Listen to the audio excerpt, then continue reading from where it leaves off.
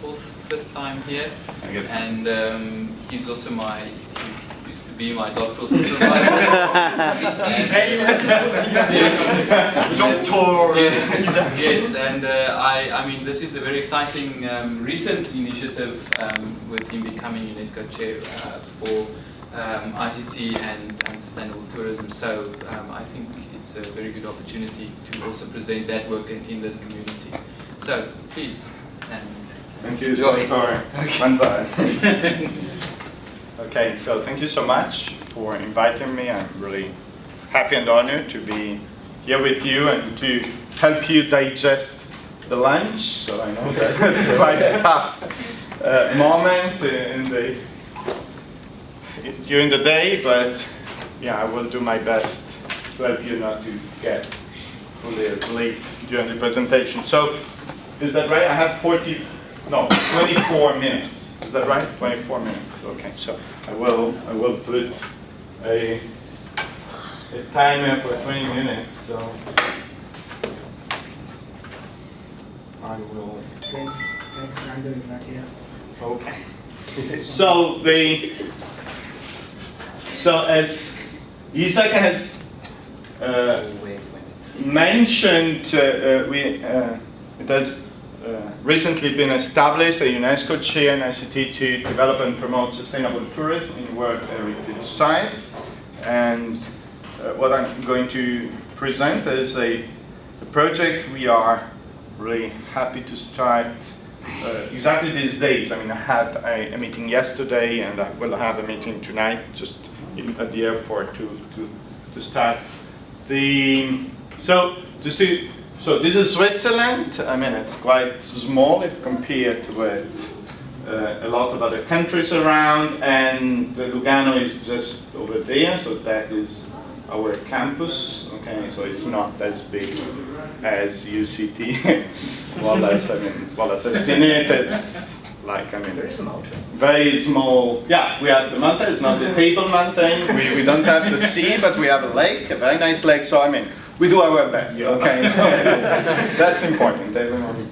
Okay, so I don't know how many of you are familiar with the topic of World Heritage Sites, so I will just provide a very brief introduction. So we need to step back 41 years from now.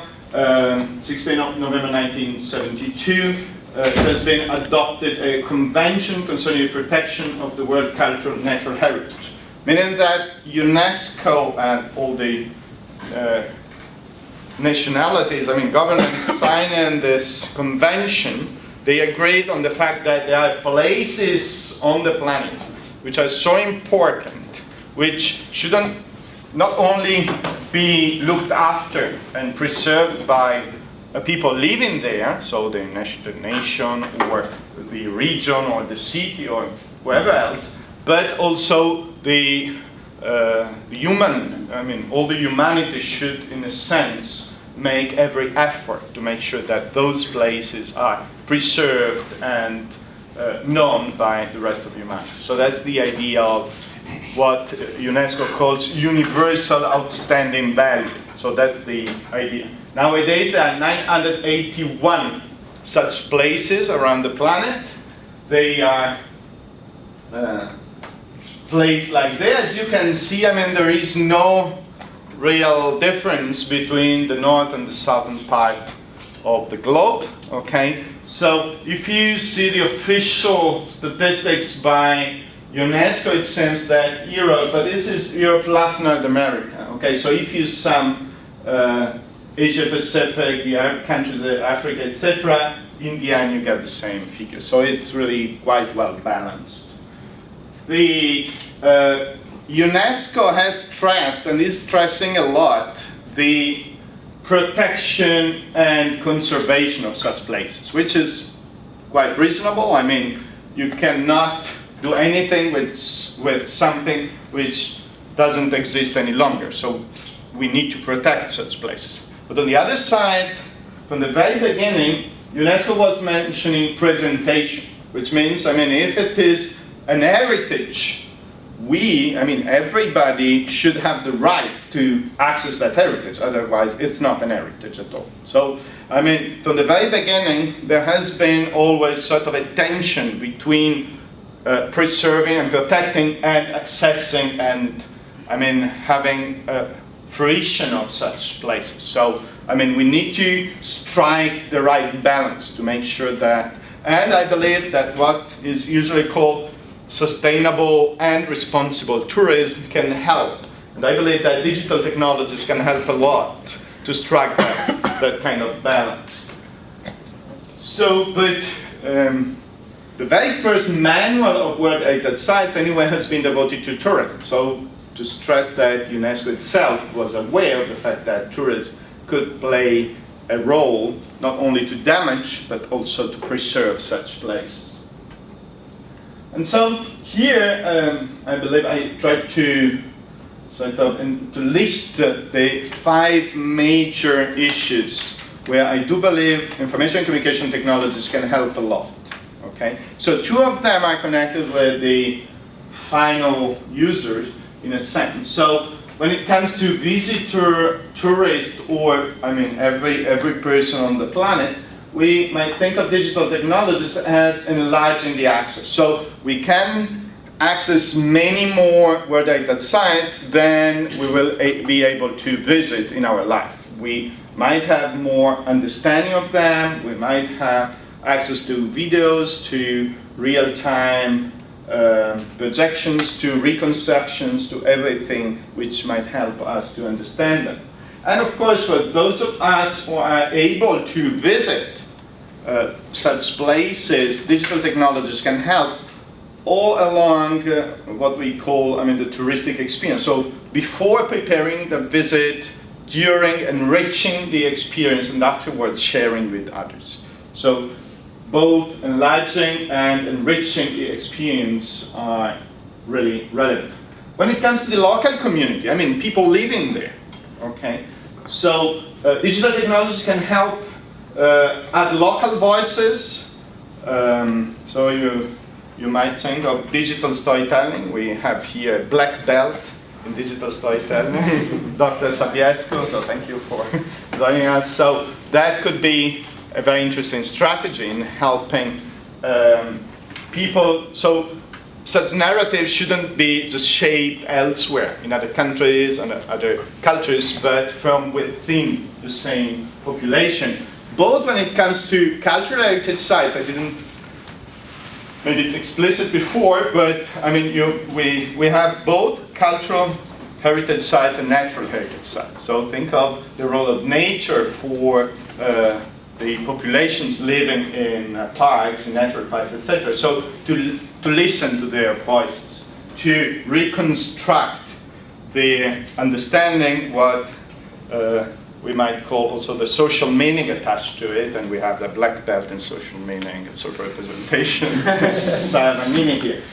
So we might think of disintermediating some relationship. So I'm not that naive to think that if a small lodge or a small bed and breakfast goes online, everyone will go there and book a lot of room nights. Okay, but this doesn't happen also in Lugano and I guess here. So this is not a problem developing versus developed or whatever, but we might anyway think of doing some kind of disintermediation. For instance, having a better relationships directly with the tourist provider, the service provider, to later on, maybe not the first booking, but the second booking could be disintermediated, for instance. So anyway, to bring the prospects or the tourists closer to the local tourist providers, okay? And so sort of reducing the fact that many times money are collected elsewhere and stays basically elsewhere, okay? And the local community is just used for low cost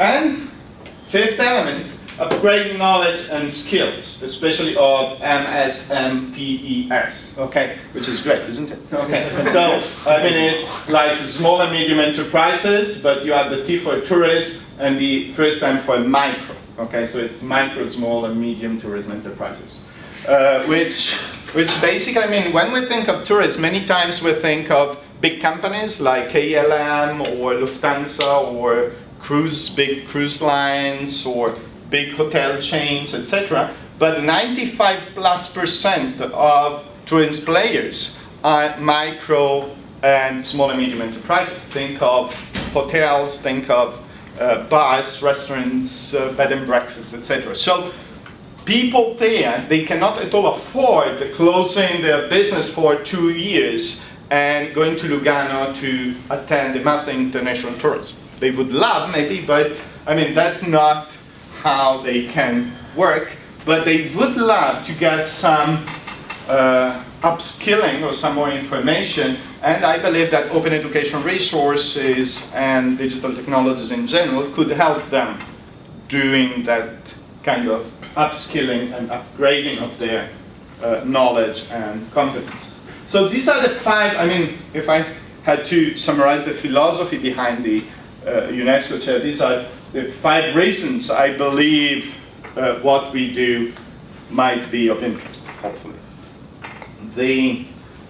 So this is a quite short list of something we are going to do, and you might consider inviting your friends or for yourself. 25th of August, 5th of September, we are running a summer school where there will be a lot of nice trainers there on such a topic. But what I'm going to present now is the awareness campaign we are designing these days. So let's go to SADC, so it's Southern African Development Community, SADC, and there's 38 World Heritage Sites in such countries. Okay, so 16 of them are cultural, 19 natural, and 3 are both cultural and natural websites.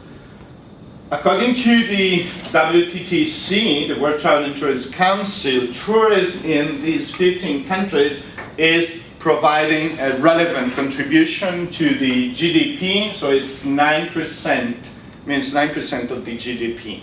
And here it's really important to understand that tourism might be both domestic tourism, okay, so I mean people traveling, and again you might think of it as being something just fun, but thanks God yesterday someone was arguing that, I mean, everyone on the planet has the right of smiling and going around and having fun. And we might think also of international tourists, so people coming from outside, which is the best situation for exportation. So usually money from tourism are listed under export, even if, I mean, they are the external people coming in your country and spending money, but it's considered as an export activity. And the contribution to employment, again, is a quite relevant contribution. So according to this body, 7.6% of the total employment is either directly in touristic activities, travel and tourism, or indirectly connected with it. Think, for instance, of catering services for airlines. Okay, so that's indirectly connected. Hello, welcome. Okay, so who are the partners? And here I'm happy, I mean, I'm trying to provide some reflection on what does it mean for ICT for development. And here I'm really happy to tell you that I trust this idea mainly because it wasn't mine.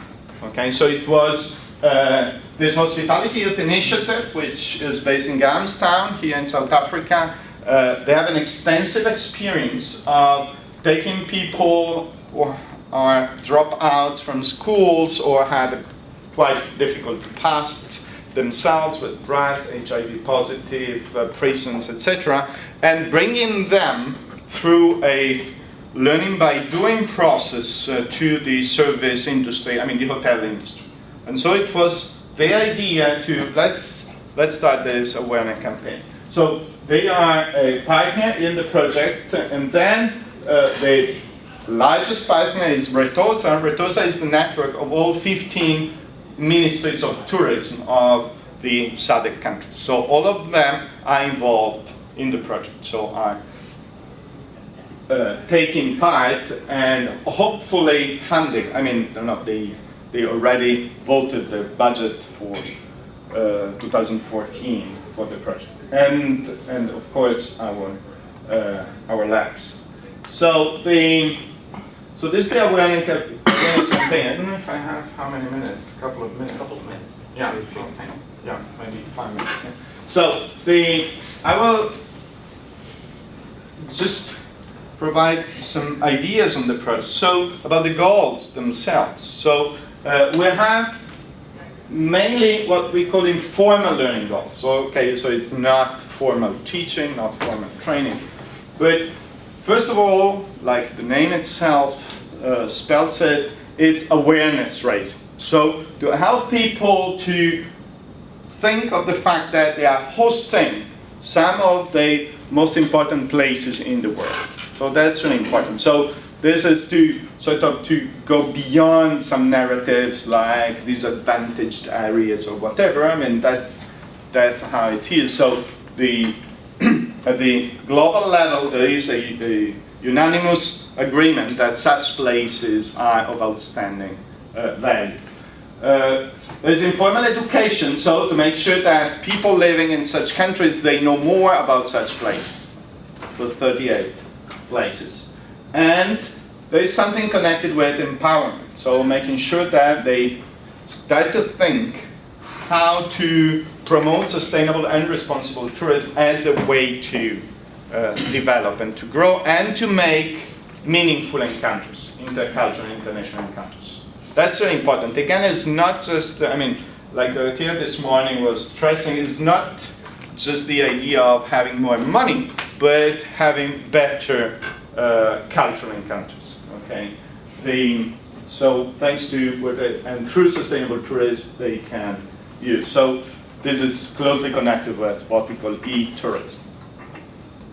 So the game structure and the game process, so that in the phase 0, we will do an extensive promotion. So the best ranked 100 schools, I mean, we are working with students aged 16 to 19, and the best 100 schools per country will be approached through the Minister of Education, because the Ministers of Tourism are working with them. And they will be able to collaborate and to enter the project only if they bring a school which is not well equipped in terms of information and communication technology. Okay. Then people will be asked to do some pre-studying activities about the World Data sites in their country and in the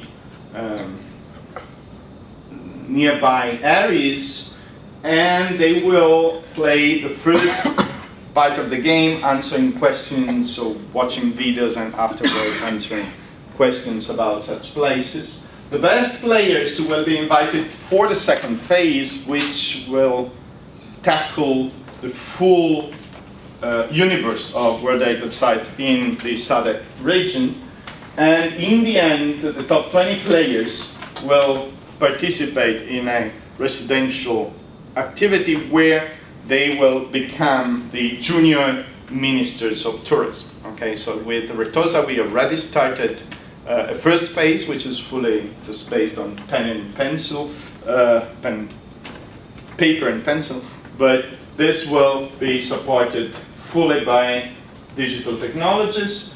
And basically, we are going to use 3 tools. One is Facebook. I mean, I guess you know Facebook quite well. So one is Facebook. People will be invited to do a photo contest on Facebook, taking pictures of such places and sharing them online. Then the other tool is, I mean, we are using the Wikimedia Foundation software, so it's exactly like Wikipedia.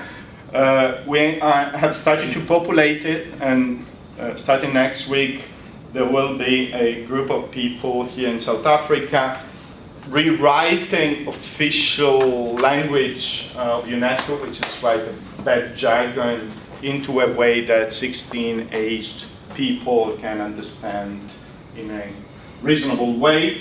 And we are sharing Creative Commons stuff, etc. there. And then we have set up a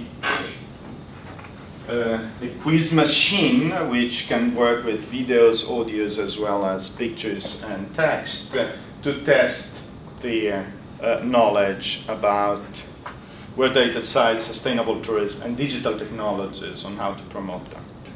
So these are the main tools. So when it comes to the research part, the main researcher is going to do her research, PhD research on that. She will analyze it from the viewpoint of informal learning and digital technologies. But we are considering to include, as I mentioned before, other approaches like digital storytelling or social meaning or other approaches to it. Yeah, that's basically it. So thank you so much.